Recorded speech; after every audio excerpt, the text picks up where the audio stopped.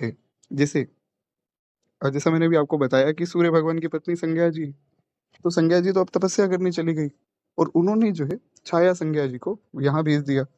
तो जो छाया संज्ञा है, ये संज्ञा जी के जो पुत्र हैं, यमराज जी और यमुना जी, इनके एक पुत्र और एक पुत्री, मुख्य रूप से 2 हैं। और जो छाया संज्ञा हैं, उनके जो पुत्र हुए वो आगे फिर जो हमारे शनिदेव हुए। तो इस प्रकार उनकी जो संतान है वो अलग है। तो जो छाया संज्ञा है, वे संज्ञा जी के पुत्रों को और पुत्री को प्रेम ज़्यादा नहीं करती है। जैसे एक बात आई ना सौतेली माता वाली, वैसी बात। तो छाया संज्ञा जी उनसे ज़्यादा प्रेम नहीं करती हैं, पर अपनी संतान से बहुत अधिक प्रेम करती हैं।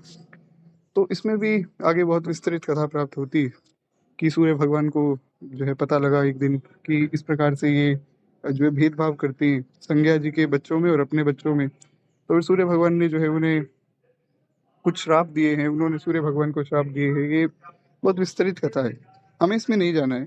हमें ये समझना है कि यहाँ श्री नाभादास जी जिन संज्ञा जी की बात कर रही हैं, उनके पुत्र हैं श्री धर्मराज, जिनका चरित्र आज हमें श्रवण करना है। तो कहते हैं कि श्री संज्ञा जी से आपका प्रादुर्भाव हुआ। खैर, श्री नाभा गोस्वामी जी वर्णन करते हैं कि श्री यमराज जी महाराज जो धर्मराज भी है, एक लोगों के मन में ये भी एक जो है डाउट रहता है कि यमराज अलग हैं, धर्मराज अलग हैं, यमराज पापों की सजा देते हैं और धर्मराज जो है पुण्यों की सजा देते हैं। ऐसा कुछ भी नहीं है। श्री यमराज जी और धर्मराज जी एक ही हैं और यही पापों की और पुण्य की दोनों की सजा देते हैं। वही बात यहाँ श्री नाभा गोस्वामी जी वर्णन करते हैं। श्री नाभादास जी लिखते कि भगवान सूर्य की पत्नी संज्ञा से इनका प्रादुर्भाव हुआ, जो कथा मैंने अभी आपको सुनाई, संज्ञा जी और छाया संज्ञा जी बने।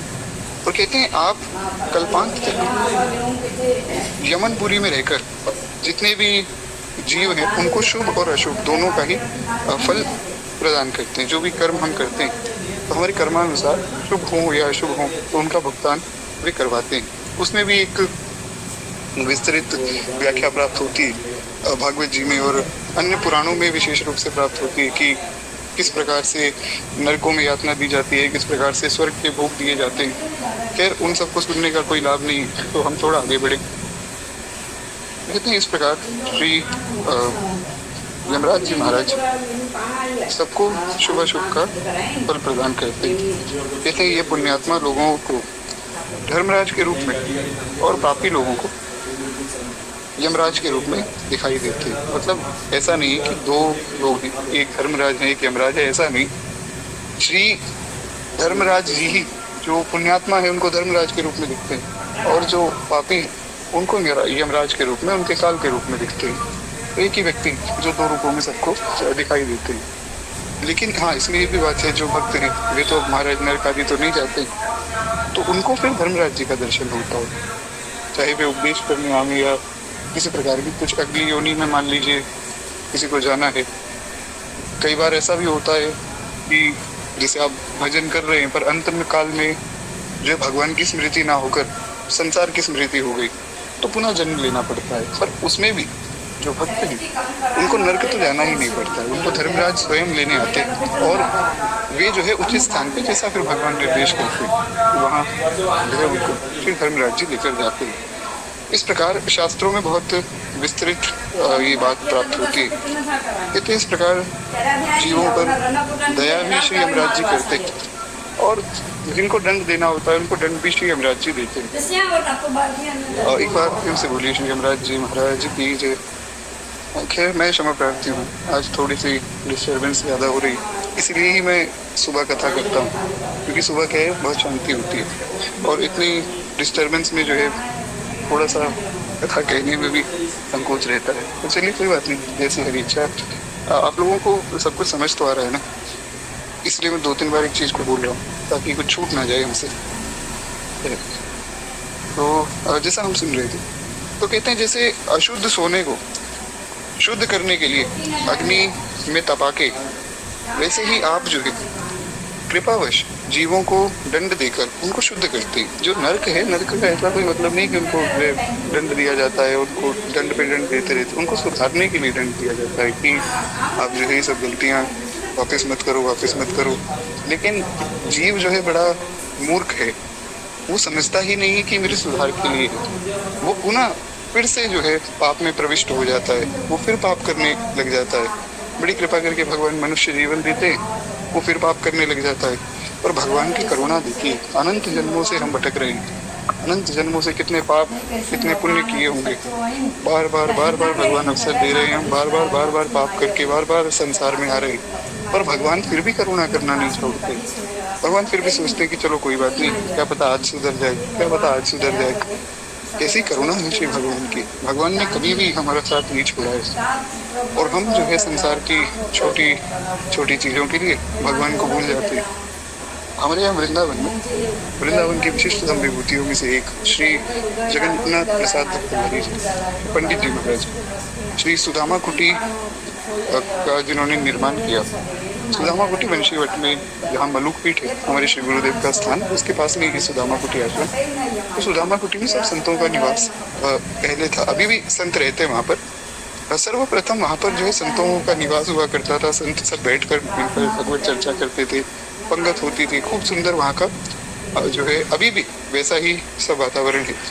तो पंडित जी महाराज एक बात कहा करते थे, बड़ी सुंदर। वे कहते थे कि अगर कोई व्यक्ति एक दिन में 23 घंटा 59 मिनट और 59 सेकंड यानी कि 23 आवर्स 59 मिनट्स एंड 59 सेकंड्स भगवान का स्मरण करता है, और केवल 1 सेकंड के लिए भगवान को भूल जाता है, पूरे दिन में केवल 1 सेकंड के लिए अगर भगवान को कोई भूल जाए, तो मैं उसको अपनी नजर में साधक नहीं मानता हूँ। मेरी नजर में साधक वही है जो 24 घंटे में से 24 घंटे भगवान का स्मरण करे। अब इसमें महाराज एक बात फिर उठेगी कि 24 घंटे स्मरण कैसे होगा? अरे व्यक्ति सोएगा भी, खाएगा भी, सोते वक्त खाते समय कैसे भगवान का स्मरण होगा? चलिए एक बार को मान लिया कि सोते समय तो स्मरण नहीं हो सकता, खाते समय हो सकता है, अन्य कार्य करते समय भगवान का स्मरण मन में किया जा सकता है, पर सोते समय तो बिल्कुल भी भगवान का स्मरण नहीं हो सकता। तो ये बात सामने आई। तो फिर इसमें जो है पंडित जी की बात तो झूठी सिद्ध हो रही है कि 24 घंटे जो स्मरण करता है वही भगवान को प्राप्त करता है। तो इस बात को भी अगर सिद्ध करना हो तो हमारे परम पूज्य श्री दादा गुरुदेव भक्तमाली जी महाराज के जीवन की एक बड़ी सुंदर घटना है। हुआ क्या कि हमारे महाराज जी जो है नित्य श्री धाम वृंदावन की परिक्रमा करते थे। तो महाराज जी एक दिन परिक्रमा करते करते गोरेदाऊ वाले महाराज जी के पास पहुंचे। गोरेदाऊ एक स्थान है जहाँ जो है संत जन सब विराजमान है, श्री स्वामी जी की परंपरा के। तो गोरेदाऊ वाले महाराज जी के पास हमारे गुरुदेव भगवान पहुंचे, उनको प्रणाम किया, कुछ समय उनके पास बैठे। तो उनको बताया कि महाराज जी परिक्रमा कर रहा था, तो रास्ते में गोरेदाऊ वाला स्थान आया, तो सोचा आपको प्रणाम करता चलो। तो जो गोरेदाऊ वाले महाराज जी थे, परम पूज्य श्री हरिदास जी महाराज, उन्होंने एक बड़ा सुंदर आग्रह किया। वे बोले, पंडित जी आप आए हो तो चलो मैं आपको कुछ बात कहना चाहता था, बहुत समय से आज कह देता हूँ। तो गुरुदेव ने कहा, महाराज जी बताइए क्या बात है। बोले, जो आपके गुरुदेव हैं श्री भक्तमाली जी महाराज, वे बहुत वृद्ध हो चुके हैं। तो महाराज जी ने कहा, वृद्ध तो हो चुके हैं, सही बात है। तो बोले, फिर उनको कहो ना कि वृंदावन से बाहर ना जाएं, अभी भी कथा आदि करने बाहर जाते होंगे। तो महाराज जी ने कहा, जाते तो हैं, कोई कथा करने के लिए बुलाता है तो चले जाते हैं। तो फिर गोरेदाऊ वाले महाराज जी ने कहा कि देखो मेरा आग्रह है, उनको मेरा नाम लेकर कह देना कि अब से जो है आप वृंदावन के बाहर मत जाओ, कहीं भी मत जाओ। ना करे नारायण कुछ हो जाए धाम के बाहर तो धाम छूट जाएगा अंत समय में। तो श्री गुरुदेव ने कहा कि मैं तो उनका शिष्य हूँ, मैं उनके सामने बात कैसे कह सकता हूँ, मेरा इतना अधिकार ही नहीं है, मैं कैसे बोलूंगा उनको ये बात। तो श्री गोरेदाऊ वाले महाराज जी ने कहा कि देखो आप मत बोलना, हमारा नाम लेकर कहना कि वे कह रहे थे। महाराज जी बोले, ठीक है, संत की आज्ञा है, मान लेंगे। तो अगले दिन जो है सुबह जल्दी महाराज जी ने अपना नित्य नियम पूरा किया और दादा गुरुदेव भक्तमाली जी के कक्ष में पहुंचे।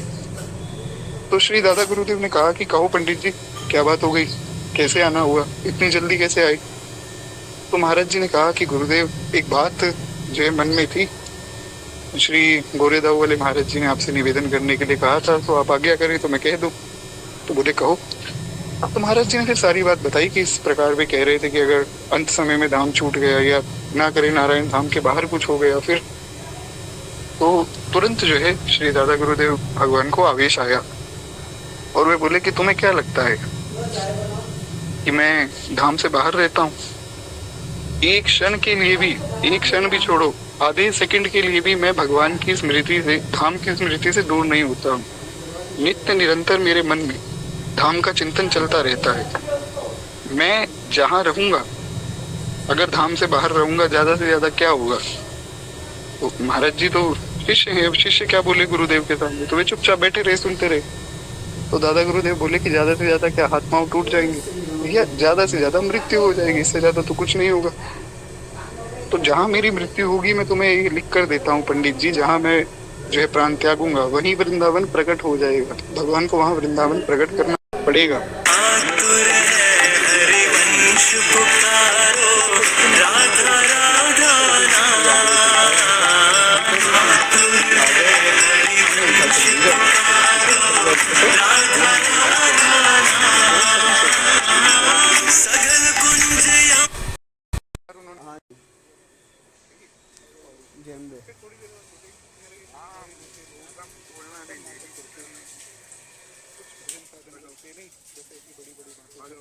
जेम्बे जाती।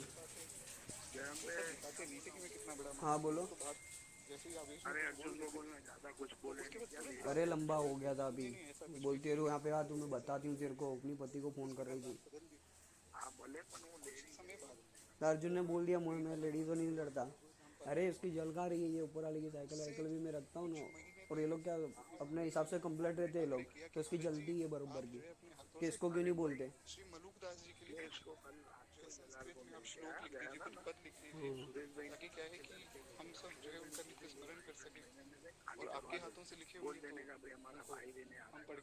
हाँ वही, आप आओ ना, ऐसा करो 2 मिनट आप आओ ना, बात कर लो, आ जाओ। हाँ आप आओ, चलो जेम ठीक है। हाँ ठीक है जी, आओ चलो। हाँ ना ना, अब ऐसा करना, बता देते इसका मैटर।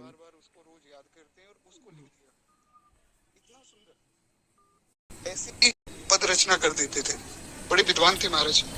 तो उन्होंने कहा कि ठीक है पंडित जी, आपने कहा है तो हम देखेंगे, प्रयास करेंगे, लिख देंगे। तो अगले दिन महाराज जी ने फिर पूछा कि गुरुदेव आपने वो पद लिखा? बोले नहीं, कल देखते हैं। फिर कल अगले दिन फिर पूछा।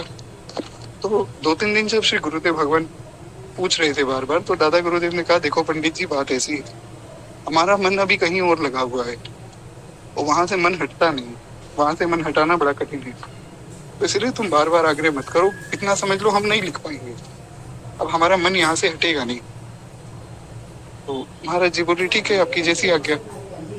लेकिन एक बात ये समझनी है कि उनका मन तो भगवान में लगा होगा, क्योंकि और तो कहीं उनका मन लग नहीं सकता है। ना तो उन्होंने कभी भी जीवन में 1 पैसे का संग्रह किया, 1 पैसा भी अपने पास नहीं रखते थे। ना ही कभी कोई स्थान खरीदा कि यहाँ मैं आश्रम बना दूंगा, यहाँ मैं कुटिया बना लूंगा, कुछ भी नहीं खरीदा। और ना ही उनके नाम पे कोई जमीन थी।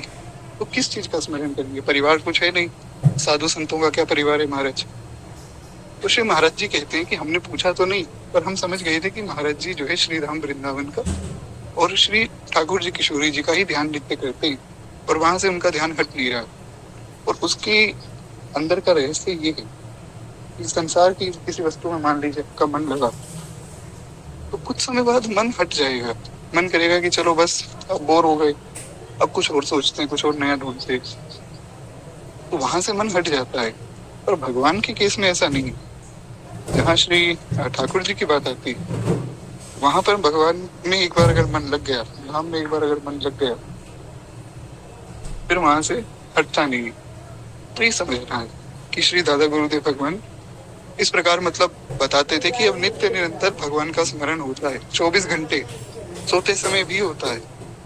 तो इस प्रकार समझा जा सकता है जो बात परम पूज्य श्री जगन्नाथ प्रसाद भक्तमाली जी महाराज कहते थे कि जो व्यक्ति 24 घंटे में से 1 सेकंड भी भगवान का स्मरण छोड़ दे, मैं उसे साधक नहीं मानता। तो बात यहाँ से होती है। तो खैर ये तो हो गई सिद्धों की बात, पर हमारे लिए भी कुछ साधन है। हम नित्य निरंतर भगवान का नाम जप करते रहें, तो उससे क्या है, भगवान की स्मृति बनी रहेगी, धीरे धीरे ऐसी अवस्था भी आवेगी। खैर एक बार प्रेम से बोलिए श्री दादा गुरुदेव भगवान की जय। भक्तवत्सल भगवान की जय। तो खैर हम क्या चर्चा कर रहे थे? हाँ, हम ये चर्चा कर रहे थे कि श्री यमराज जी जो सजा देते हैं, जो नरक में यातनाएं मिलती है या जो भी सजा मिलती है नरक आदि में, वो इसलिए मिलती है कि जीव अपना सुधार करे। उनको ये बार बार सजा देकर समझाया जाता है कि देखो तुमने इतना बड़ा पाप किया, तुम्हें सजा भोगनी पड़ रही है। इसलिए अब जब तुम वापिस जाओ ना मनुष्य बन के, तो भैया अच्छे अच्छे काम करना, भगवान का भजन करना, गरीब व्यक्ति की मदद करना, साधु संतों की सेवा करना, गौ सेवा करना। तो उससे क्या है, तुम फिर भगवान को प्राप्त करोगे। भगवान को नहीं तो कम से कम मनुष्यत्व को तो प्राप्त करोगे। अभी कल ही मैं एक शास्त्र में कुछ पढ़ रहा था, तो उसमें महाराज बात आई कि मनुष्य कौन। तो उसमें उन्होंने 10 गुण बताए, श्री व्यास जी ने 10 गुण बताए कि मनुष्य कौन है। उसके 10 गुण, उसमें सत्य होना चाहिए, उसमें अहिंसा होनी चाहिए, उसमें क्षम होना चाहिए, उसमें दम होना चाहिए, उसमें इंद्रिय निग्रह होना चाहिए, उसमें करुणा होनी चाहिए, दूसरों पर दया करता हो, दूसरों को क्षमा करता हो, क्रोध ना आता हो। तो ये सब 10 के 10 गुण बताए गए। तो वहां मैंने सोचा कि चलो अपने जीवन में देखा जाए कि हमारे अंदर कितने।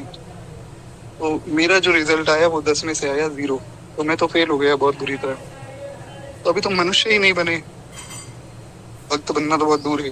तो खैर कहने का आशय है कि इस प्रकार चलो भक्त नहीं तो कम से कम मनुष्य तो बनो, मुझ जैसे पापी तो ना बनो। इस प्रकार यमराज जी समझाते हैं। पर जीव तो जीव है महाराज, वो नित्य निरंतर पाप करता रहता है, बहुत दिन रात पाप में प्रविष्ट रहता है। पर भगवान की करुणा ऐसी है कि जैसे एक माता होती है ना, छोटा कोई बालक हो 1-2 महीने का, उसका सारा भार माता के ऊपर है। उस बालक को कुछ नहीं पता कब खाना है, कब सोना है, कब जो है दूध आदि पीना है, कब दवाई लेनी है, वो कुछ नहीं जानता है।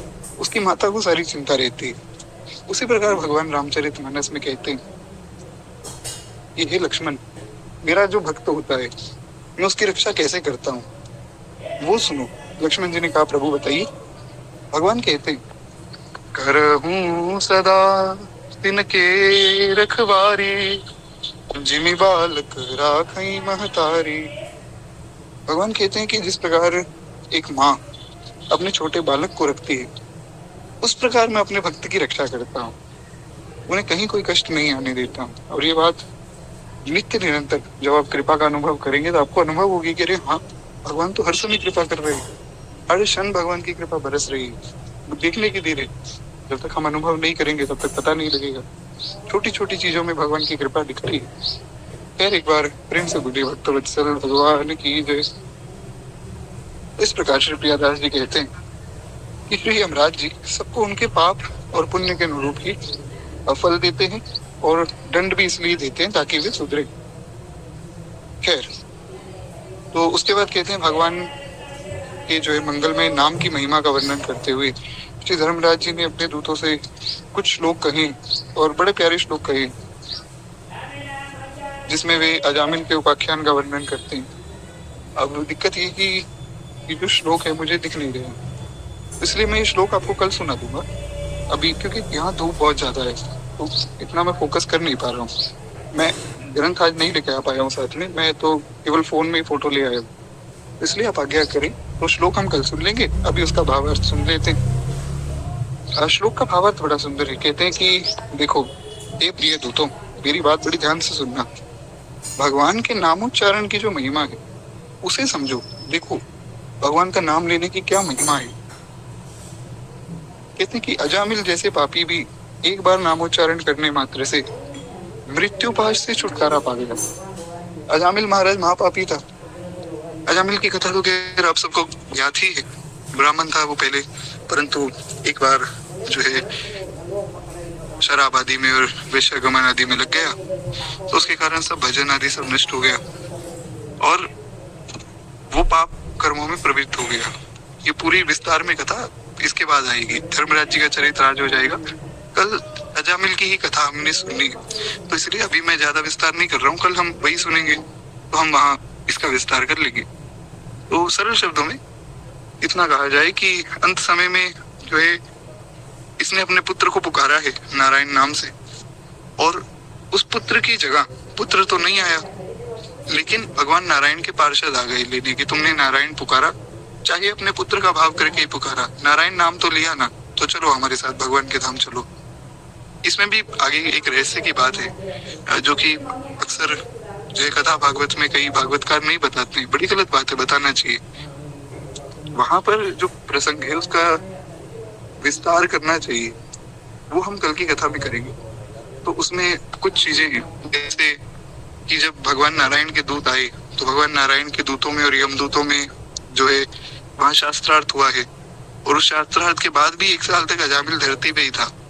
तो ऐसा नहीं है कि केवल जो है हम घर में बच्चों का नाम भगवान के नाम पे रख दे और फिर सोचेंगे चलो अंत समय में इस बालक को पुकार लेंगे भगवान आ जाएंगे। वो बात ठीक है, आपकी जो श्रद्धा है भगवान के नाम में वो बढ़ती रहे, इसलिए नित्य भी नाम जप करना चाहिए। ऐसा ना हो कि अंत समय में हम सोचें चलो हम अपने पुत्र को पुकार रहे हैं और भगवान के नाम में श्रद्धा ही नहीं, तो नाम का वैसा उच्चारण ही नहीं होगा। तो खैर ये सब बातें कल अजामिल का जो चरित्र रहेगा उसमें हम श्रवण करेंगे। अभी हम थोड़ा आगे बढ़े तो श्री धर्मराज जी कहते हैं, हाँ, नाम उच्चारण महात्म्यम हरे पश्यत पुत्र का। कहते हैं कि नाम उच्चारण की महिमा क्या, हरे पश्यत पुत्र का, अपने पुत्र को पुकारा है अजामिल ने, और आया कौन, भगवान के दूत। अजामिलोपियेनेव मृत्यु पाशाद मुत्यच। खैर प्रभु कृपा से जो है सब श्लोक भी दिख रहा है, भगवान की देखिए यहाँ भी कृपा हो रही है, जैसा अभी हम चर्चा कर रहे थे, नित्य निरंतर कृपा बरस रही है। अभी मैं सोच रहा था कि कल याद रहे न रहे, आज ही श्लोक भी हो जाता तो अच्छा रहता, तो श्लोक भी दिख गए। तो खैर एक बार प्रेम से बोली भक्तवत्सल भगवान की जय। तो हाँ, इसी श्लोक का भावार्थ जो है बताया है श्री यमराज जी ने। वे कहते हैं कि देखो मृत्यु पाश से छुटकारा पा गया, मृत्यु पाशाद मुच्यत, मृत्यु के पाश से बच गया अजामिल। किस कारण, केवल भगवान का नाम लेने के कारण। उसमें भी वो भगवान की महिमा को नहीं जानता है, ना ही वो भगवान के नाम की महिमा को जानता है, उसने गलती से भगवान का नाम लिया। इसीलिए श्री गोस्वामी तुलसीदास जी महाराज ने नाम महिमा में लिखा है, भाए को भाए अनक आलस हूँ, नाम जपत मंगल दिसि दस हूँ। इसलिए गोस्वामी जी कहते हैं कि नाम जप करने वाले का 10 दिशाओं में मंगल है। अच्छा महाराज, ये 10 दिशाएं कौन सी? एक तो जो है हमारा जो आसमान है ऊपर की दिशा वो, एक नीचे की दिशा जहाँ धरती है, एक दाई दिशा बाएं दिशा, एक सामने एक पीछे, फिर जो है जैसे north east north west, south east south west. तो इस प्रकार जो 10 दिशाएं हैं, कहीं भी चले जाओ, गोस्वामी जी के कहने का अर्थ ये कि कहीं भी कैसी भी जगह चले जाओ, नाम जब कर रहे हो और कैसे कर रहे हो, भाई कुभाई अनक आलस, भाव से जप रहे हो, कुभाव से जप रहे हो, रोकर जप रहे हो, हंसकर जप रहे हो, तुम आलस्य में जप रहे हो या बड़ी सावधानी से जप रहे हो, कैसे भी नाम जप किया है, एक बार भी मुख से भगवान का नाम निकला, मंगल होगा होगा और होगा। एक कथा बड़ी प्रसिद्ध है, आप सबने सुनी होगी, वो कथा तो यहाँ मैं नहीं सुनाऊंगा क्योंकि समय की मर्यादा है। कथा बड़ी प्रसिद्ध है। एक बार एक व्यक्ति को एक महात्मा कहते हैं कि भैया नाम जप करो, उसने मना कर दिया। महात्मा ने कहा चलो एक बार बोल दो राम, केवल एक बार अपने मुख से ये बोल दो राम। उसने कहा एक बार बोलने में क्या है, उसने बोल दिया। तो उसने एक बार राम नाम लिया, राम नाम लिया तो महाराज महात्मा ने कहा बस तुम्हारा काम हो गया, अब तुम कितने ही पाप कर लो कोई बात नहीं। यमराज जब पूछे कि राम नाम के बदले क्या चाहिए तो बोल देना जो मिलता है एक राम नाम के बदले दे दो। कथा बड़ी विस्तरित है, एकदम शॉर्ट में मैं बता रहा हूँ। फिर जो है वो जब उसकी मृत्यु हुई, यमदूत लेकर आए। यमदूतों ने कहा प्रभु इसकी तो सारी जो किताब है, जो इसका सारा खाता है, वो काले पेन से लिखा गया है। हाँ, एक इसने शुभ काम किया है, उसका पूछ लो क्या करना है। तो फिर आगे हम नरक आदि में लेके जाएं। वहां क्या होता है ना, नरक का भी थोड़ा सिस्टम आपको बता देता हूँ, क्योंकि क्या है मैं तो अनेक जन्मों से भटक रहा हूँ, बार बार नरक जाता ही रहता हूँ, तो मुझे सब चीजें ज्ञात है। होता क्या है कि नरक में जब आप जाते हैं, नरक में स्वर्ग में पहले नहीं जाते, सब यमराज के पास पहले पहुंचाया जाता है। शास्त्र वर्णन है, मैं अपने मन से कुछ नहीं कह रहा हूँ। पहले क्या होता है, व्यक्ति जब मरता है तो वो यमराज के पास जाता है। फिर यमराज जो है चित्रगुप्त जी से पूछते हैं कि भाई इसका जो भी हिसाब है बताओ। तो चित्रगुप्त जी बताते हैं कि जी इतने पाप हैं, इतने पुण्य हैं। तो फिर यमराज ऑप्शन देते हैं आपको कि आप ये बताओ कि आपको पहले पाप का भोग करना है या पुण्य का भोग करना है। तो फिर जीव आत्मा कहता है कि पहले मुझे पाप जो है मेरे खत्म कर दो, फिर आराम से मैं सुख भोगूंगा। कुछ लोग होते हैं जो कहते हैं नहीं, पहले मैं सुख भोग लेता हूँ स्वर्ग में, फिर देखेंगे पाप का क्या करना है। अच्छा, एक बात है, जब भी मैं कहीं किसी शास्त्र में ये प्रसंग पढ़ता हूँ, नरक आदि का वर्णन आता है या कोई कष्ट आता है किसी जीव पर या किसी को दंड मिलना होता है, एक चीज का मैं अनुभव करता हूँ, आप भी करते होंगे निश्चित रूप से, कि भगवान की कितनी करुणा है कि हमने इतनी यातनाएं भोगी। अब जैसा कि यहाँ भी सब लोग लिख रहे हैं चैट में कि भैया हम भी तो कितनी बार जो नरक स्वर्ग आदि गए, पर हमें याद थोड़ी रहता है। देखिए, लखन जी ने लिखी भी यही बात, हमारे लखन भैया ने कहा कि मैं तो भूल जाता हूँ, मतलब मैं भूल गया कि आप जो है नरकों में यातना मिली। भगवान की कितनी करुणा है, पिछले कितने जन्मों में हमें कितने बार यातना मिली, हम क्या क्या बने, किस किस योनि में गए, नरक आदि में गए तो वहां कितनी यातना मिली, हमें क्या पता, हमें याद ही नहीं है। ये याद इसलिए नहीं है कि भगवान की करुणा है। भगवान सोचते हैं कि बेचारा जीव इतनी मुश्किल से मनुष्य जन्म मिला है, अब इसको नरक की यातनाएं याद दिलाएंगे तो फिर से घबरा जाएगा, तो भुला देते हैं। स्मृति विस्मृति भगवान के हाथ में। 10वें अध्याय में भगवान ने वर्णन किया है, अर्जुन को भगवान बताते हैं कि अर्जुन, स्मृति देना और विस्मृति देना दोनों ही मेरे हाथ में है, तो दोनों काम भगवान के हैं। तो कुछ किसी को याद भी हो रहा है, किसी को कुछ जो है कोई श्लोक वगैरह याद है, तो वो भगवान की करुणा है। अब जैसे यहाँ प्रभु कृपा से मैं काफी चौपाइयाँ या श्लोक बोलता रहता हूँ, तो उसमें मेरी कोई महिमा नहीं है कि मुझे याद है, वो भगवान की करुणा है कि कथा में कहने इसलिए याद करवा देते हैं। उसी प्रकार भूलने वाली चीज भगवान भुला देते हैं, तो ये भगवान की बहुत बड़ी करुणा है कि हम अनंत जन्मों से भटक रहे हैं, कभी क्या बने, कभी क्या बने, कभी किस योनि में गए, कभी किस योनि में गए, कितने बार कष्ट भोगा है, पर भगवान ने सब कष्टों को भुला दिया, एक नया मौका दिया कि आप भजन करो। अब लो न सानी अब न से हूं, ये इस पद पर तो हमने विस्तृत चर्चा भी की थी एक दिन, तो बड़ा सुंदर पद है। गोस्वामी जी कहते हैं कि अब तक जो हुआ सो हुआ, कोई बात नहीं, अब नहीं गिरना है, अब पुनः उठना है और अब पुनः भगवान का भजन करना है। खैर, एक बार प्रेम से बोलिए भक्तवत्सल भगवान की जय। इसलिए तो भगवान का नाम भक्तवत्सल है। सोचिए, जो सब जीवों पर ऐसी कृपा कर रहे हैं, क्योंकि सभी भूल गए, ऐसा तो है नहीं कि जो भक्त है उनको याद नहीं है और बाकी जो भगवान के भक्त नहीं है उनको सब याद है, कितने हमने यातनाएं भोगी हैं, किस किस योनि में गए, वो तो सभी भूल गए। तो इसलिए हमें ये याद करना है कि भगवान ने हमें भी बुलाया, उन्हें भी बुलाया, परंतु विशेष बात ये कि जो भक्त है उसको भगवान अच्छी स्मृति भी देते हैं। कई बार ऐसा होता है, आप देखेंगे जो पुराने महात्मा हैं वो इन बातों का जो है वर्णन नहीं करते हैं, परंतु आज के समय में समय को देखते हुए कुछ संत अपना पुरातन जन्म के बारे में भी बताते हैं। जैसे कुछ प्रेमानंद बाबा भी कई सत्संग में बता चुके हैं कि हम पहले भी महात्मा थे। हमारे गुरुदेव भगवान ने भी एक कथा उनकी सुनाई थी। एक बार क्या हुआ, दादा गुरुदेव श्री पहाड़ी बाबा ने उन्हें बुलाया रात को 2 बजे। महाराज जी सो रहे थे, तो पहाड़ी बाबा आए। राम राजा दुख भंजन सकल पूर्ण काम, भज गोविंद भज नारायण गोविंद गोपाल, इस प्रकार वे बोला करते थे। तो जैसे ही आवाज सुनी तो महाराज जी सोते हुए उठ गए, कह रहे तो हमारे गुरुदेव की आवाज है। तो बोले, महाराज जी अभी तो रात का समय हुआ है, आज्ञा कीजिए, क्या हो गया? बोले, अमुक दास, मतलब महाराज जी का नाम लेके बोले, अमुक दास तुम एक मिनट दीजिए।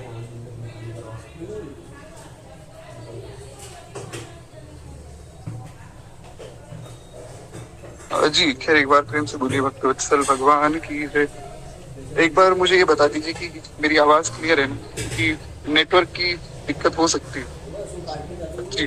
तो खैर, तो हाँ, दादा गुरुदेव श्री पहाड़ी बाबा महाराज ने जो है रात के 2 बजे जो है महाराज जी को उठाया और बोले कि अमुक दास, महाराज जी का नाम लेके, मैं तो नहीं ले सकता हूँ। तो महाराज जी का नाम लिया, बोले इधर आओ। तो महाराज जी गए, बोले आ गया। तो बोले, देखो बच्चा, ऐसी बात है कि तुम जो है पिछले 3 जन्म से महात्मा हो, 3 जन्म के साधु हो, और ये तुम्हारा अंतिम जन्म है। इसके बाद तुम्हें संसार में नहीं आना है। तो अब जो है हम तुम्हें खाक चौक का सारा कार्यभार तुम्हें सौंप रहे हैं, हम तुम्हें यहाँ का पीठाधीश्वर बना रहे हैं। महाराज जी डर गए। महाराज जी बोले, अरे गुरुदेव कैसी बात कर रहे हैं, मैं तो जो है आपका शिष्य हूँ, मैं इतना कुछ जानता ही नहीं हूँ, मैं तो अभी पूर्ण रूप से मैंने पढ़ाई भी नहीं की है अपनी, तो ये कैसे होगा। बोले बस हमने कह दिया तो समझो हो गया, इसमें तुम किंतु परंतु मत करो, हमने आज्ञा दी है कि तुम्हें करना है। तो महाराज तब उन्होंने आज्ञा दी, तब बताया उनके बारे में काफी कुछ बताया।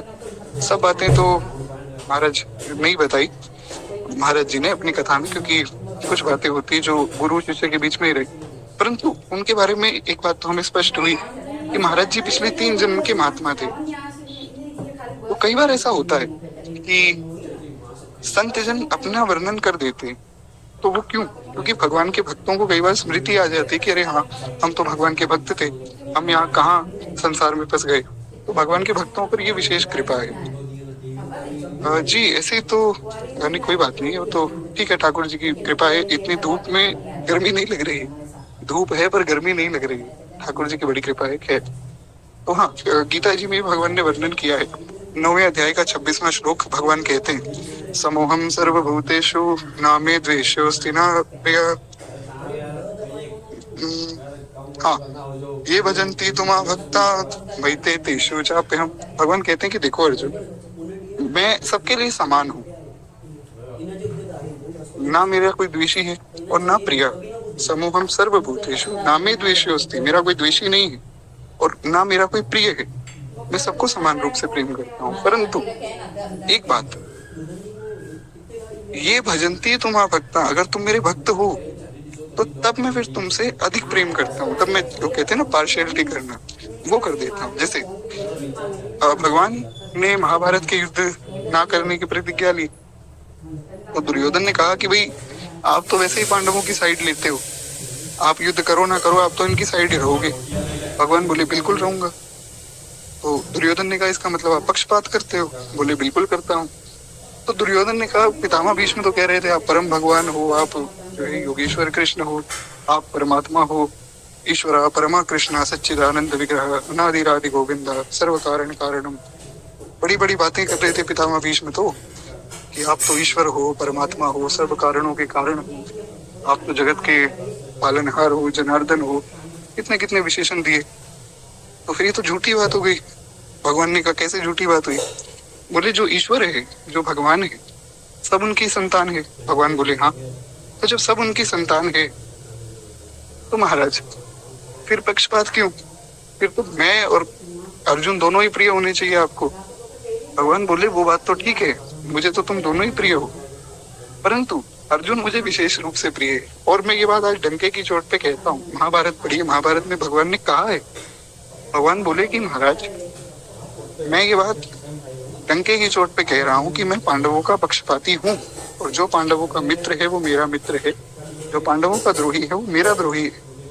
इसी प्रकार मेरे जितने भी भक्त हैं मैं उनके प्रति भी पक्षपात करता हूँ और मैं करता रहूंगा, ये मेरा स्वभाव है। तो खैर इसमें भी आगे सिद्धांत की बात आ जाती है। एक दिन मैं बैठकर इस बात पे थोड़ा चिंतन कर रहा था, तो थोड़ा और डीप में अगर आप जाएं तो एक बात निवेदन कर देता हूँ, किसी को ना समझ आए तो कोई बात नहीं, ज्यादा मतलब इस पर चिंता करने की आवश्यकता नहीं। एक बात मन में आई, तो हुआ क्या कि जब ये बात मैंने पढ़ी तो इसमें एक चीज और समझी जा सकती है। भगवान सर्वगुण संपन्न है, जब सर्वगुण संपन्न है तो उनमें दोनों प्रकार के गुण होने चाहिए। एक तो ये भी कि भगवान सबके लिए समान है, और एक ये भी गुण होना चाहिए कि भगवान पक्षपात करते हैं। अगर भगवान पक्षपात नहीं करेंगे तो एक गुण की कमी हो जाएगी, तो एक गुण की कमी हो जाएगी तो ईश्वर कैसे रहेंगे?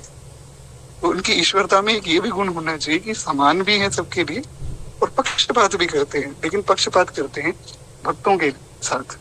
तो ये समझना है। एक बार प्रेम से बोलिए भक्त वत्सल भगवान की जय। देखिए इन सब बातों पे विचार मत कीजिए। खैर यहाँ में धूप तो है, पर यहाँ क्या है, ठंडी हवा भगवान ने चला रखी है, तो इतनी धूप लग नहीं रही है। भगवान की बड़ी करुणा है, कथा आदि में सब कोई परेशानी होती नहीं। अब ये है, आप सब प्रेम से बस सुनते रहिए, इतना मैं जो है आग्रह करता हूँ। खैर तो हम सुन क्या रहे थे? हाँ, हम ये सुन रहे थे, नहीं देखिए भगवान में जो भी है वो सब गुण ही है। अंदर की बात तो ये है कि गुण भी भगवान के ही है और अवगुण भी सब भगवान के ही, लेकिन जो चीज भगवान से जुड़ जाती है वो गुण हो जाता है। जैसे काम, काम अगर संसार में हो किसी स्त्री पुरुष के प्रति बड़ा गलत है, पर अगर वो भगवान के प्रति हो जाए जैसे गोपियों का है, वहां वो काम भाव वो नहीं है जो संसार में है, परंतु एक तरह से देखा जाए तो गोपियों का प्रेम भगवान से है, तो वो शुद्ध हो जाता है। तो इसलिए जो अवगुण भी है अगर वो भगवान से जोड़ दिए जाए, जैसे लोभ, अब जैसे कथा की बात चली तो एक उदाहरण मैं दे रहा हूँ, ऐसा ये मत सोचिएगा मैं कोई अपनी प्रशंसा कर रहा हूँ। जैसे अभी ये बात चल रही कि भाई मैं यहाँ धूप में खड़ा हूँ कथा सुना रहा हूँ, एक लोभ है भक्त के मन में कि नहीं कथा तो होनी चाहिए, क्या है थोड़ी सी धूप 15-20 मिनट सह लेंगे। तो यही लोभ अगर धन का हो किसी के मन में तो वो गलत चीज है। तो ये समझना है कि लोभ होना गलत बात नहीं, पर वो गलत लोभ होना, जैसे अहंकार, अहंकार पे कल मैंने एक वॉइस नोट भी भेजा था ग्रुप में। अहंकार होना गलत नहीं है। अहंकार अगर नहीं होगा, आपको ये नहीं पता होगा कि मैं कुछ हूँ, मेरा अस्तित्व कुछ है, तो फिर कैसे बात बनेगी। तो अहंकार है ये ठीक है, पर वो मिथ्या अहंकार ना हो। श्री भरद्वाज महर्षि रामचरितमानस में कहते हैं, अस अभिमान जाई जन भोरे, मैं सेवक रघुपति पति मोरे। कहते हैं कि मेरे मन से ये अभिमान कभी ना जाए कि मैं सेवक हूँ और भगवान मेरे स्वामी है। हे प्रभु, आप श्री जानकी जी, श्री लक्ष्मण जी मेरे हृदय में आकर बस जाइए और बस ये अभिमान मेरे मन में आ जाए कि आप मेरे स्वामी हैं, मैं आपका सेवक हूँ। तो अभिमान होना गलत नहीं, पर मिथ्या अभिमान होना गलत है। खैर, इस प्रकार समझा जा सकता है। तो एक बार प्रेम से बोलिए भक्तवत्सल भगवान की जय। तो इस प्रकार वे वर्णन करते हैं श्री प्रियादास जी महाराज कि जो अजामिल है, हाँ अजामिल का प्रसंग हम सुन रहे थे कि अजामिल के बारे में यमराज जी बताते हैं कि देखो भगवान के नाम उच्चारण की महिमा कितनी है कि अजामिल जैसा महापापी भी भगवान के धाम को प्राप्त हुआ। तो हाँ, हमने उसमें उस बालक की कथा सुनी कि उस बालक को जो है वहां भेजा गया यमराज के पास। तो यमराज ने कहा कि भाई तुमने एक बार राम नाम लिया है तो बताओ क्या परिणाम, क्या फल चाहते हो। तो उसने कहा कि जो एक राम नाम के बदले मिल सकता है वो दे दो, मैं अपनी तरफ से कुछ नहीं मांगूंगा क्योंकि मुझे मेरे गुरु जी ने कहा है। तो यमराज बोले भैया ये तो मुझे भी नहीं पता, तुम स्वर्ग आदि कुछ मांग लो दे देंगे। बोले नहीं, जो इसके बदले में मिलता है वो दो। अरे मैं कम क्यों लूं, मेरे पास अगर 500 रुपए हैं तो मैं 5 रुपए की चीज क्यों लूंगा, मैं तो 500 वाली कोई वस्तु ही लूंगा बढ़िया। तो आप जो है मुझे राम नाम के बदले जो मिले वो देना। तो यमराज बोले भैया ये तो मैं जानता नहीं। तो वो चले गए श्री ब्रह्मा जी के पास। ब्रह्मा जी बोले तो मैं भी नहीं जानता हूँ। ब्रह्मा जी ने कहा भाई शंकर जी दिन रात राम राम जपते हैं, तुम भुनि राम राम दिन राती, सादर जप हूँ अनंग आराती। बड़ी आदर के साथ भी जपते हैं और दिन रात जपते हैं, उनको पता होगा। शंकर जी के पास पहुंचे, शंकर जी बोले मुझे भी नहीं पता, मतलब राम नाम तो मैं जपता हूँ, उसकी महिमा भी जानता हूँ, पर एक राम नाम के बदले क्या मिलेगा मैं नहीं जानता हूँ। अंतोगत्वा भगवान के पास गए हैं, भगवान ने उस बालक को अपनी गोद में बिठाया और कितनी अद्भुत बात श्री भगवान कह रहे हैं कि महाराज ये बालक अब मेरे पास ही रहेगा, इसे छोड़कर तुम चले जाओ। तो सबने पूछा कि प्रभु महिमा तो बताओ एक नाम की। भगवान बोले इससे बड़ी क्या महिमा होगी कि ब्रह्मा जी, शंकर जी और यमराज तीनों महाभागवत इस बालक को स्वयं मेरे पास लेकर आए और मेरी गोद में बिठा दिया। इससे बड़ी कोई महिमा चाहते हो क्या तुम भगवान के एक नाम की। तो ये है, कोई भी नाम, केवल राम नाम नहीं, राम नाम, कृष्ण नाम, राधा नाम, सीता नाम, शिव नाम, सब नाम भगवान के बराबर है। तो कोई भी नाम हो, ऐसी महिमा। तो अजामिल पर भी ऐसी कृपा हुई है। तो इस प्रकार श्री धर्मराज जी वर्णन करते हैं। आगे कहते हैं,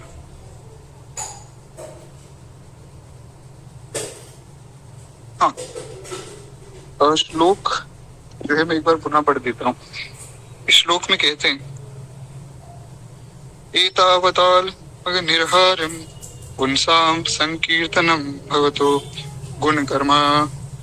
हाँ, एतावता निर्हरिहारम पुंसाम संकीर्तनम भवतो गुणकर्म नामान। इसका अर्थ है श्री प्रियादास जी वर्णन करते कि महाराज श्री यमराज बताते हैं कि देखो, क्योंकि अत्यंत पापी अजामिल ने मरने से पहले भगवान के नाम का संकीर्तन किया। संकीर्तन मतलब उच्चारण किया, संकीर्तन तो अलग होता है, पर यहाँ पर जो संकीर्तन शब्द है वो उच्चारण से लिया जा सकता है। पुंसाम संकीर्तनम भवतु, मतलब भगवान के नाम का उच्चारण किया एक बार, उसके प्रभाव से क्या हुआ कि नारायणायति प्रियमान यत मुक्तिम, नारायण भगवान का वो प्रिय हो गया और उसे मुक्ति प्राप्त हो गई केवल एक बार नारायण कहने से। ये है नाम की महिमा। तो भगवान नाम की ऐसी महिमा है। खैर आगे हम आगे बढ़े। थोड़ा सा श्लोक पढ़ते हुए जो मुझसे गलती हो गई उसके लिए मैं क्षमा प्रार्थी हूँ। तो इस प्रकार उन्होंने बताया और कहते हैं, देखो जो समदर्शी साधु भगवान को ही अपना साध्य और साधन दोनों समझकर उन पर निर्भर रहता है, बड़े बड़े देवता सिद्ध उनके पवित्र चरित्रों का प्रेम से गान करते हैं। ये बहुत ऊंची बात है। जो भगवान का ही आश्रित है ना, केवल भगवान का आश्रित। गोस्वामी जी ने एक बड़ा सुंदर पद भी लिखा है कि भगवान को छोड़कर और कहाँ जाऊं, जाऊं कहाँ तजी चरण तुम्हारे। गोस्वामी जी ने बड़ा सुंदर भाव लिखा, हे प्रभु आपके चरणों को छोड़कर और ठोर कहाँ है। एक भरोसो एक बल एक आत्मविश्वास, स्वाति सलिल रघुनाथ जैसे चातक तुलसीदास। एक भरोसा एक बल और एक आस विश्वास, क्या कि स्वाति सलिल रघुनाथ जस और चातक तुलसीदास। भगवान का यशगान वो स्वाति नक्षत्र की बूंद की जैसे, जैसे स्वाति नक्षत्र की बूंद को पाने के लिए जो चातक है वो तरसता है, पर ये बड़ी ऊंची बात है कि चातक और कुछ भी नहीं पीता है।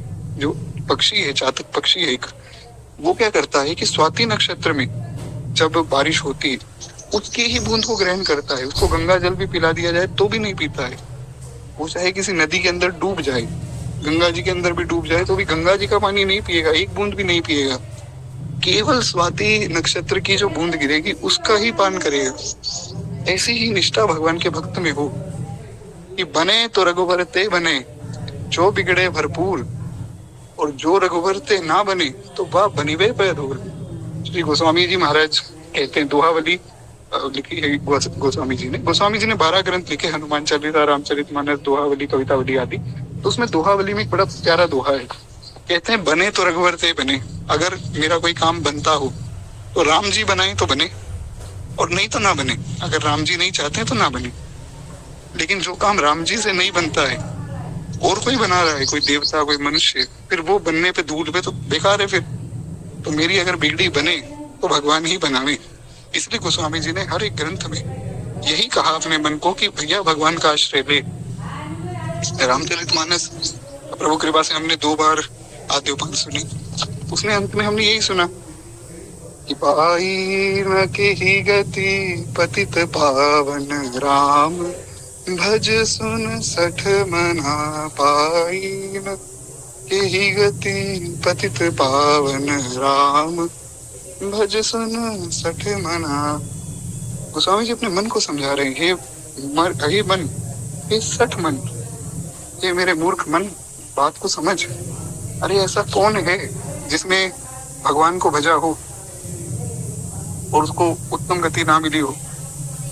पाही न की ही गति पतित पावन, कौन सी गति नहीं मिली पतित पावन राम जी को भज के। इसलिए मेरी बात मान, भजन कर भगवान का। अच्छा महाराज, ऐसा कौन है जिसको उत्तम गति मिली है? तो उदाहरण भी देते हैं गोस्वामी जी। गणिका अजामिल व्याध गीध, गजादि खलतारे गना। पाई न के ही गति पतित पावन राम, भज सुन सठ मना। ये बड़ा सुंदर जो है छंद है। अगर आप में से कोई पढ़ना चाहिए तो रामचरितमानस के अंत में श्री गोस्वामी जी ने इस पर ही पूर्ति की है रामचरितमानस जी की। तो कहते हैं, गणिका अजामिल व्याध गीध, गजादि खल तारे गणा। गणिका की कथा आप सबको ज्ञात है। गणिका जो है गलत कामों में प्रवृत्त थी, पर एक बार जो है भगवान का स्मरण हुआ और महाराज शंकर जी की कृपा हुई और शंकर जी की कृपा से जो है भगवान ने उस पर उसका कल्याण किया है। आज वैसे भी जो है महाशिवरात्रि है, तो मासिक शिवरात्रि है, तो आज के दिन तो महाराज शंकर जी का भजन तो विशेष रूप से करना चाहिए। तो जितने भी सब यहाँ भक्तजन विराजमान है, मेरी प्रार्थना है कि भगवान शंकर से आज हम प्रार्थना करें कि श्री ठाकुर जी किशोरी जी के चरणों में हमें प्रेम मिले। जिस भी रूप की आप उपासना करते हैं उसी रूप में श्री शंकर जी से प्रार्थना करें।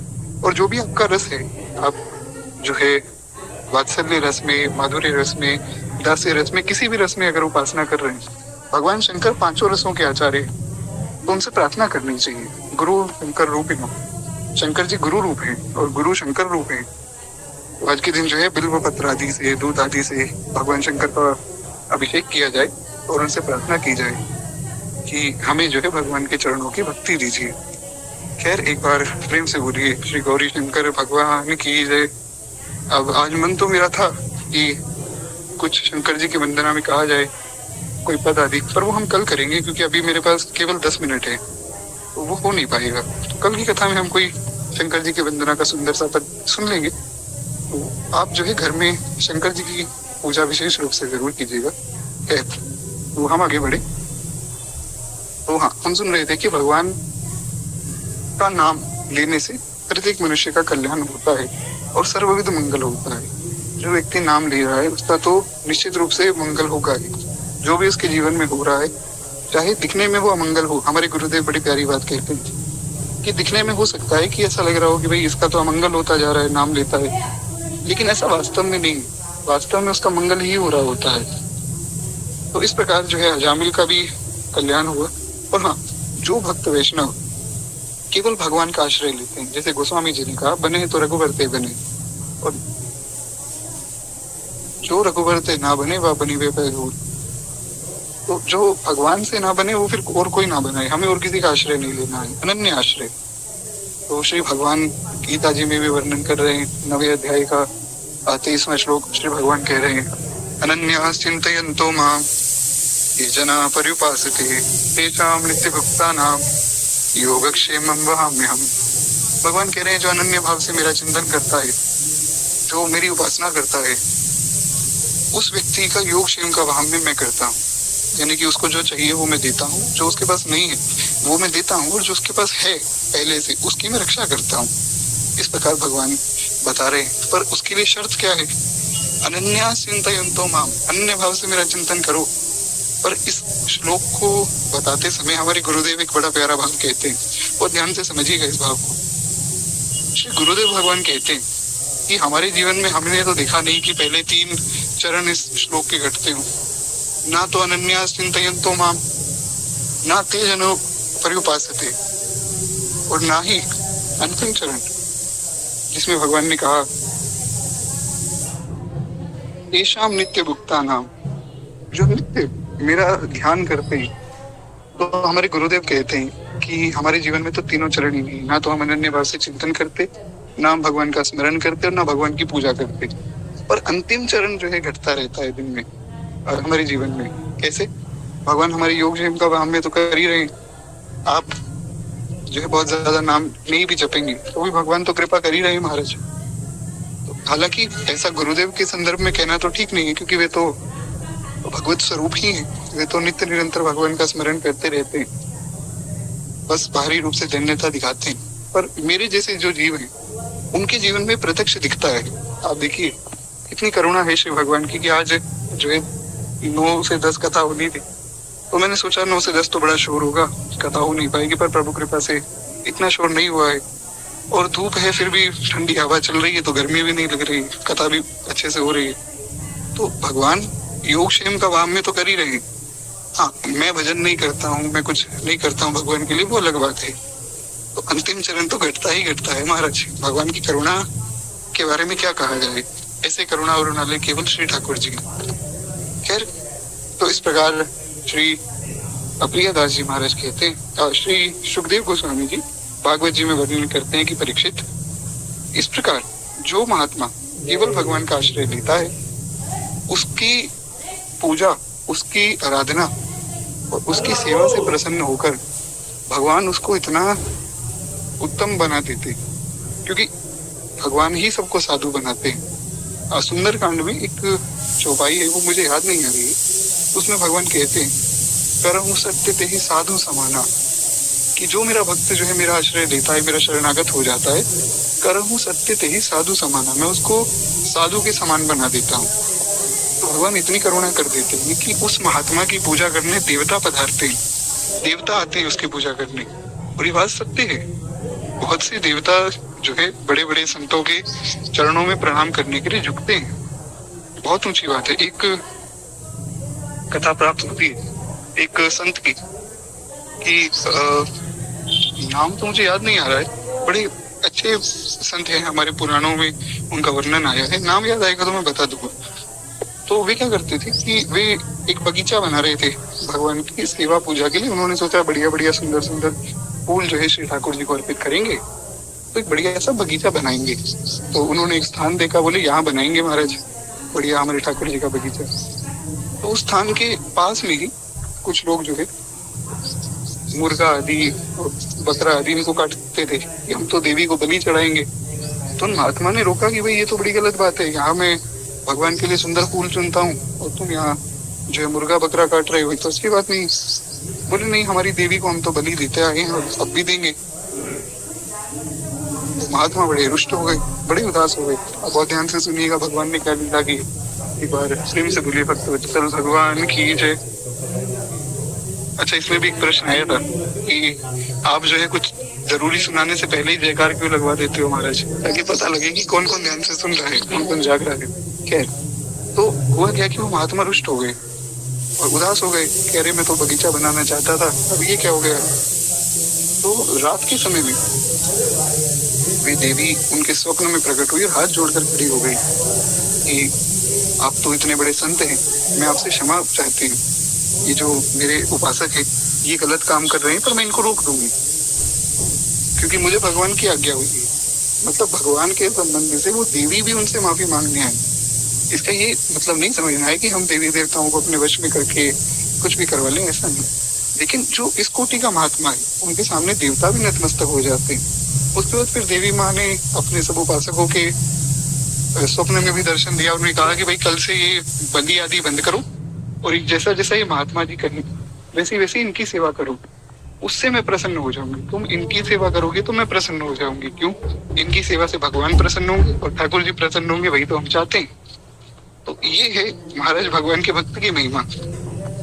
भगवान का भक्त सब में भगवान का दर्शन करता है। इसलिए एक वो भाव कहा ना गोस्वामी जी ने, तुझे ही पर कृपा राम के होई, ता पर कृपा करे सब कोई। जिस पर भगवान की कृपा हो जाती है उस पर सब कृपा करते हैं। एक बार हमारे दादा गुरुदेव श्री भक्तमाली जी और श्री गुरुदेव भगवान कहीं राजस्थान में कथा के लिए गए थे। तो दादा गुरुदेव भगवान की कथा थी, तो महाराज जी उनके साथ साथ थे। तो श्री दादा गुरुदेव भगवान जो है कथा पूर्ण करके बोले आओ पंडित जी कुछ मंदिर आदि दर्शन करके हमें दर्शन करके आए। आते समय एक कोई वहां के लोकल व्यक्ति थे, तो वो बोले कि अरे बाबा तुम तो साधु दिखते हो, तुम साधु हो क्या? तो दादा गुरुदेव भक्तमाली जी ने कहा भैया हम तो मनुष्य भी नहीं है, साधु तो बहुत दूर की बात, परंतु वेश मिला है तो हाँ बिल्कुल वृंदावन से आए हैं हम लोग। तो बोले अच्छा, अगर आप लोग वृंदावन से आए हो तो ये हमारे जो है कुल देवता हैं। एक वहां पर एक छोटा सा पत्थर उन्होंने रखा हुआ था, बोले हमारे कुल देवता हैं, इनको प्रणाम करो। तो श्री दादा गुरुदेव भगवान ने झुककर दंडवत प्रणाम किया। तो वो व्यक्ति बड़ा खुश हो गया कि देखो कितने अच्छे साधु हैं, हमारी बात मान ली। अब हमारे महाराज जी ने प्रणाम नहीं किया, महाराज जी उस समय छोटे थे। तो जब फिर दादा गुरुदेव भगवान और महाराज जी अपने कक्ष में पहुंचे तो फिर महाराज जी ने पूछा कि गुरुदेव आपने ऐसे ही किसी पत्थर को प्रणाम कर दिया, हम तो भगवान के अनन्य उपासक हैं, पता नहीं कौन से कुल देवता हैं, ये कुल देवता है भी या नहीं, क्या पता वो पत्थर ही पड़ा हो।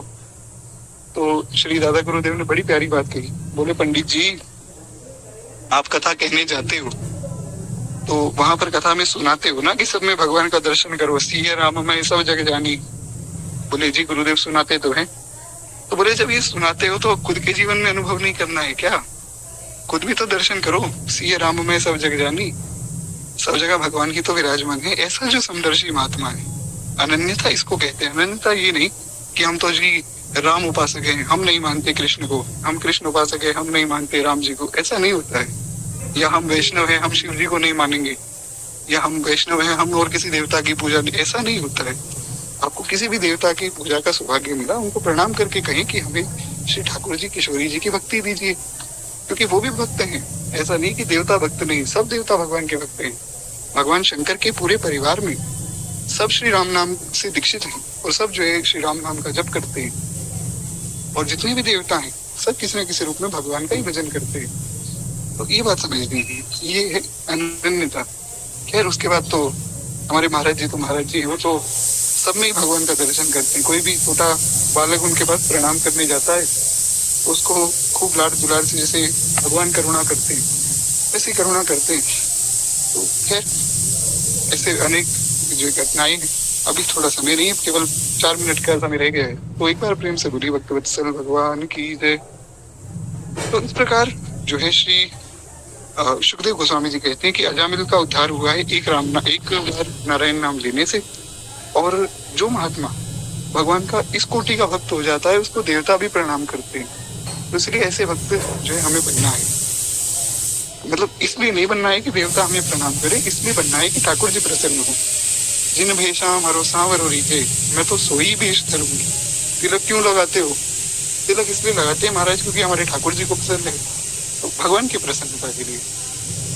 खैर तो ऐसे अकारण करुणा वरुणालय हमारे श्री ठाकुर जी, उनकी कृपा से अजामिल का उद्धार हुआ है। और कहते हैं कि बड़े बड़े देवता और सिद्ध जन सब उनको प्रणाम करते हैं। मेरे दूतों, यानी कि यमराज अब बता रहे हैं अपने दूतों को। यमराज कहते हैं कि मेरे दूतों, भगवान की जो गदा है उनकी सदा रक्षा करती है। भगवान की जो गदा है भक्तों की रक्षा करती है। जो भी भक्त वैष्णव है उन सबकी रक्षा भगवान करते हैं। अभी हमने सुना, करहूं सदा तिनके रखवारी। भगवान कह रहे हैं मैं अपने भक्तों की रक्षा करता हूँ। कैसे करता हूँ? लक्ष्मण जी ने कहा कि प्रभु कैसे करते हो? तो भगवान ने बताया कि जैसे एक माँ बच्चे को रखती है, तो रक्षा भगवान की गदा से, सुदर्शन चक्र आदि से की जाती है। इसलिए वैष्णवी दीक्षा में सुदर्शन चक्र, गदा, पद्म आदि का चिन्ह अंकित किया जाता है। क्यों? क्योंकि सुदर्शन भगवान के पार्षद हैं, तो वे इस वैष्णव की रक्षा करें ऐसा भाव किया जाता है। तो इस प्रकार कहते हैं उन्हें जो दंड देने का सामर्थ्य ना तो हम में है और ना ही तुम में है और ना ही साक्षात काल में है, ये समझना है। यमराज कह रहे हैं कि जो भगवान का भक्त है उनकी कॉपी यहाँ मत बनाओ भैया, उनका रजिस्टर फाड़ दो, क्योंकि उनका हिसाब अब भगवान करेंगे। वो पाप कर रहे हैं, पुण्य कर रहे हैं, वो जो भी कर रहे हैं भगवान देखे। उनको दंड हम नहीं दे सकते, बड़ी ऊंची बात है। इसलिए मैंने कथा की शुरुआत में कहा कि भगवान का जो भक्त है वो नर्क स्वर्ग आदि से ऊपर उठ जाता है। क्यों? क्योंकि उसका हिसाब भगवान कर रहे होते हैं। अब कोई गलती करता है तो भगवान अपने आप उसको सुधार देते हैं। इसलिए तो भगवान ने कहा ना, करहूं सत्य तेहि साधु समाना। इसीलिए मैं जो है ज्यादा चौपाइयां नहीं बोलता हूँ, क्योंकि एक चौपाई में विस्तार चाहिए। अब ये चौपाई इतनी सुंदर है कि करहूं सत्य तेहि साधु समाना, इस पर बहुत विस्तार हो सकता है। एक दिन मैं महाराज मानस जी में जब ये चौपाई पढ़ रहा था तो मैंने कुछ साथ में और भी पढ़ा, वो मैं यहाँ नहीं बताऊंगा क्योंकि वो एक जो है गुप्त बात है। परंतु वो जब मैं पढ़ रहा था तो मैं थोड़ा और डीप में गया, तो मैंने सोचा और देखा तो उसमें और चीज निकली, तो एक ही चौपाई में इतना जब गहरा ज्ञान निकला तो मैं हैरान हो गया। तो मेरा मन कर रहा था कि महाराज इस पर ही 5-7 दिन कथा हो जाए। उस समय तो रामचरितमानस की कथा चल रही थी। एक एक चौपाई, एक एक श्लोक शास्त्रों का इतना गूढ़ है, क्या कहा जाए। खैर अभी ज्यादा समय नहीं है, विस्तार नहीं कर पाएंगे। प्रणाम करते हैं इस चौपाई को, हम आगे बढ़े। तो इस प्रकार जो है भगवान के भक्त का कल्याण होता है।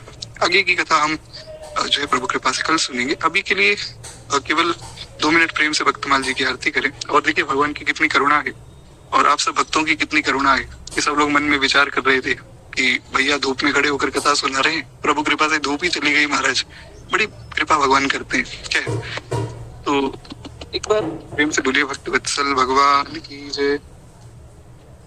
इस धन्य नाभ भारती की आरती आरत करे, इस धन्य नाभ भारती की आरती आरत हरे।